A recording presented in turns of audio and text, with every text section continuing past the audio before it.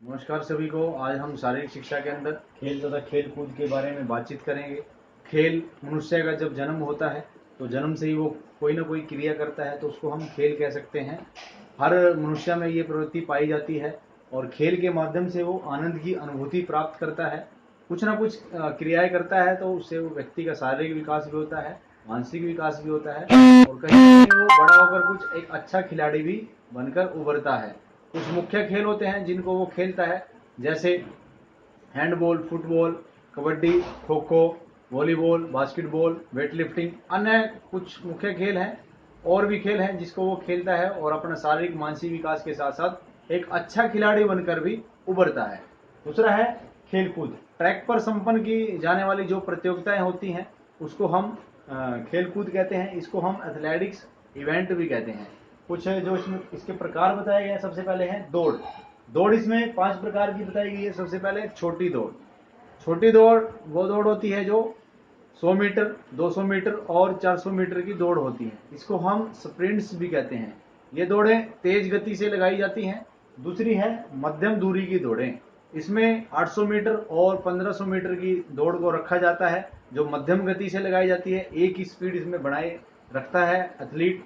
तीसरी है इसमें लंबी रेस। लंबी रेस में 3000 metre, 5000 metre, 10,000 metre, cross country दौड़, इस प्रकार की दौड़ें होती हैं जो लंबी दौड़ होती हैं और सामान्य धीरे धीरे गति से खिलाड़ी एथलीट अपनी स्पीड बना के रखता है और इसको हम लंबी दौड़ कहते हैं। रिले दौड़। रिले दौड़ 2 प्रकार की होती है, 4 गुणा 100 मीटर और 4 गुणा 400 मीटर। इसमें 4 खिलाड़ी होते हैं। इसमें एक बैटन होता है। हर खिलाड़ी बैटन को लेके चलता है। जब वो 4 गुणा 400 मीटर लगाता है तो पूरा चक्कर लगाकर बैटन दूसरे खिलाड़ी को देता है। फिर उसके बाद वही खिलाड़ी चक्कर लगाकर तीसरे खिलाड़ी को, ऐसे फिर चौथे खिलाड़ी को बैटन दिया जाता है। लास्ट में जो चौथा खिलाड़ी होता है, लास्ट खिलाड़ी होता है, जब वो फाइनल फिनिश करता है, जो टीम का खिलाड़ी सबसे आगे होता है तो उस टीम को विजेता घोषित किया जाता है। ऐसे ही 4 गुणा 100 मीटर रिले दौड़ में होता है, तो इसको हम रिले दौड़ कहते हैं। बाधा दौड़, इसको हम हार्डल रेसिस भी कहते हैं। ये भी पुरुषों में 110 मीटर और 400 मीटर की रेसेस होती हैं और महिलाओं में 100 मीटर और 400 मीटर की रेसेस होती हैं। 110 मीटर या 400 मीटर कोई भी बाधा दौड़ हो, इसमें 10 हर्डल्स रखी जाती हैं जिसके ऊपर से खिलाड़ी को जंप करके दौड़ना होता है और जानबूझकर कोई बाधा जो हर्डल है वो गिरनी नहीं होती है। अगर वैसे गिर जाती है तो कोई बात नहीं। तो पूरी जब वो रेस पूरी करता है 110 मीटर, उसके ऊपर से जंप करते करते, तो उसको हर्डल रेसिस कहते हैं। उसके बाद है कूद। कूद भी इसमें 4 प्रकार की बताई हैं कूदें। सबसे पहले है लंबी कूद। इसको हम लॉन्ग जंप भी कहते हैं। एक लैंडिंग पिट होती है, खिलाड़ी दूर से दौड़ के आता है और टेक ऑफ बोर्ड होता है, वहां से टेक ऑफ लेता है और लैंडिंग पिट में वो लैंड करता है। इसको हम लंबी कूद कहते हैं। ऊंची कूद, ऐसे ही एक क्रॉस बार लगी होती है, उसके ऊपर से खिलाड़ी को कुछ रनवे से दौड़कर उसके ऊपर से कूदना पड़ता है, उसको हम ऊंची कूद कहते हैं। तीसरी है बांस कूद। बांस कूद क्या होता है, सामने एक ऐसे ही लगा होता है, उसके ऊपर एक बांस लेके हमें दौड़ना होता है और बांस के द्वारा हम उसको आगे अड़ाकर उसके ऊपर से कूदना होता है। इसको हम बांस कूद कहते हैं। चौथा है त्रिकूद। त्रिकूद लॉन्ग जंप की जो लैंडिंग पिट होती है और रनवे होता है, उसी में ये किया जाता है, लेकिन इसमें तीन तीन बार जंप लेने होते हैं, जैसे जिसको हम हॉप स्टेप जंप भी कहते हैं। जिस पैर से हमने टेक ऑफ लिया उसी पर लैंड करना, फिर एक स्टेप लेना और उसके बाद दोनों पैरों से लैंडिंग पिट में जंप करना, इसको हम त्रिकूद कहते हैं। उसके बाद है फेंकना, थ्रोल्स। सबसे पहले है चक्का। चक्का एक डिस्कस होता है, उसको हम एक सर्कल होता है 2.50 मीटर का, उसके अंदर ही घूमकर सर्कल से आगे सामने की तरफ मैदान में फेंकते हैं, इसको हम डिस्कस थ्रो कहते हैं। दूसरा है शॉर्ट पुट, गोला फेंकना। इसमें भी एक गोला लगा होता है जिसको हम उसके अंदर खड़े होकर और वहीं से सामने उनका ग्राउंड होता है, वहां पर उसको हम शॉट को पुट करते हैं, मतलब गोले को फेंकते हैं।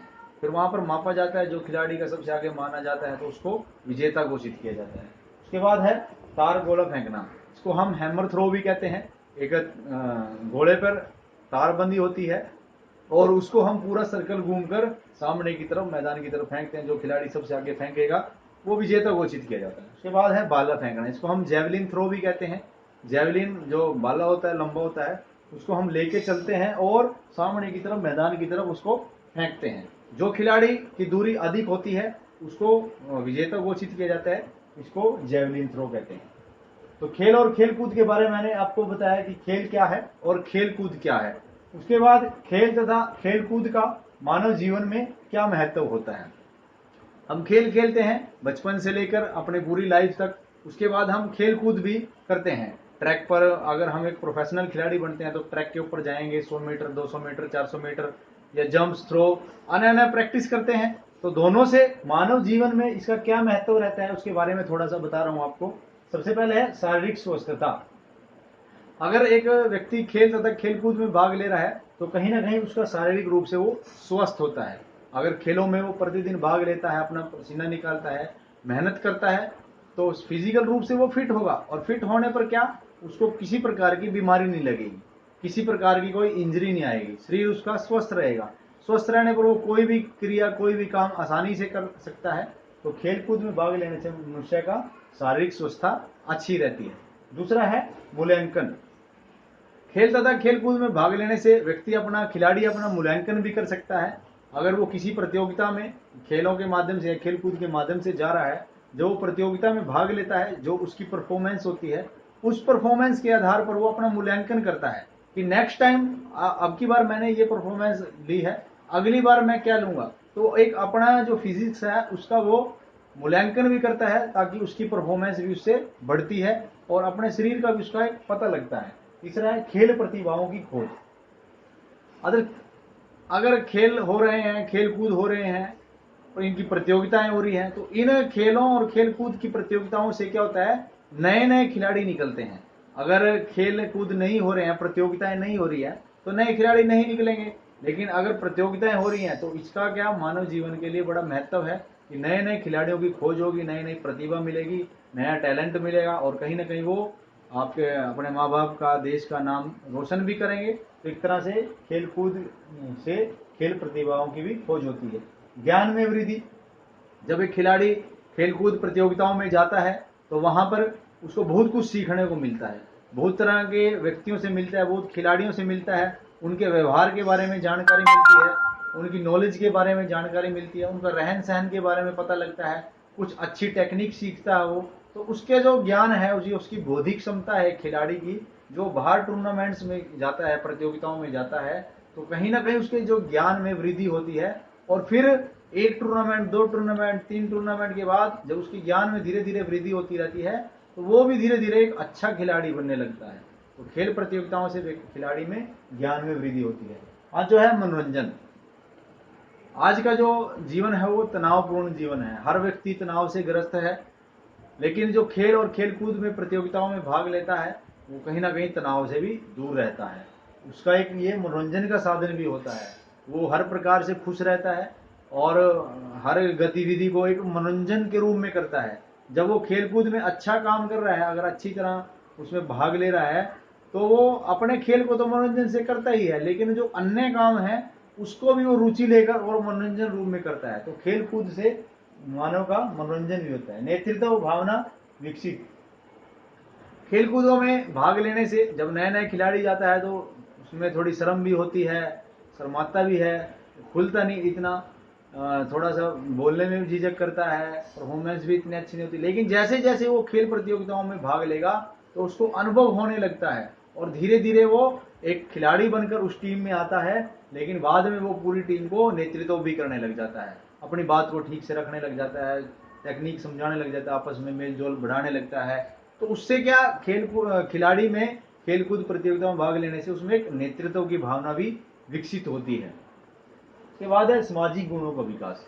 एक खिलाड़ी सामान्य जब खिलाड़ी होता है तो वो जब उसका एक दायरा है अपने घर तक या अपने अपने गांव गली तक होता है।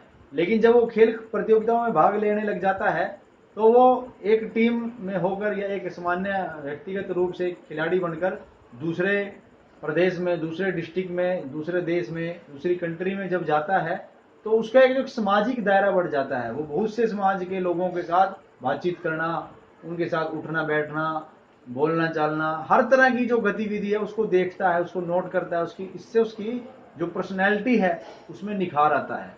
तो कहीं ना कहीं उसके जो सामाजिक गुण है उसमें विकास होता है, सहयोग की भावना बढ़ती है, परस्पर प्रेम की भावना बढ़ती है, भाईचारे की भावना बढ़ती है, खेल भावना बढ़ती है। हर तरह के गुण वो अन्य अन्य समाज के लोगों से सीखता है और उसमें सामाजिक गुणों का विकास होता है। के बाद है खिलाड़ी भावना। खेलों में भाग लेने से शुरू शुरू में खिलाड़ी में कुछ कमजोरियां भी होती है, लेकिन जैसे जैसे वो खिलाड़ी बनता है, दूसरों को देखता है, तो उसमें जो खेल की भावना भी आने लगती है। खेल के नियमों के अनुसार जो भी रूल बनते हैं वो उसका पालन करता है ईमानदारी से, और उसमें खेल भावना भी विकसित हो जाती है।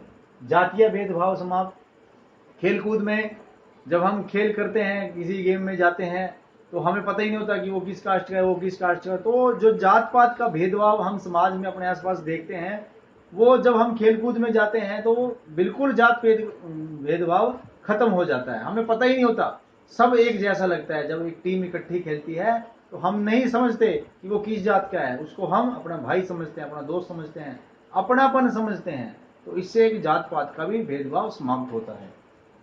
संवेगों पर नियंत्रण। खेलकूद में भाग लेने से अच्छा जीत होती है या फिर हार होती है, तो दोनों पर उसको नियंत्रण करना वो सीख जाता है। अपने जो इमोशनल है उस पर वो काबू करने लग जाता है, और धीरे धीरे वो टीम को भी जिताता है और अपनी परफॉर्मेंस को भी अच्छा करता है। तो खेलकूद और प्रतियोगिताओं के माध्यम से एक व्यक्ति, एक खिलाड़ी अपने जो इमोशनल है उस पर काबू करता है, और इमोशनल पर काबू करने से वो सफलता प्राप्त करता है। तो आज मैंने आपको शारीरिक शिक्षा में खेल तथा खेलकूद के बारे में बताया, खेलकूद का मानव जीवन में क्या महत्व रहता है उसके बारे में बताया है। आशा है कि आप सबको ये विषय क्लियर हुआ होगा, समझ आया ही होगा, और इसको हम दोबारा ध्यान से देखेंगे, इसको समझेंगे, ताकि ये हमारे जीवन में भी हम इसका लाभ उठा सकें। धन्यवाद।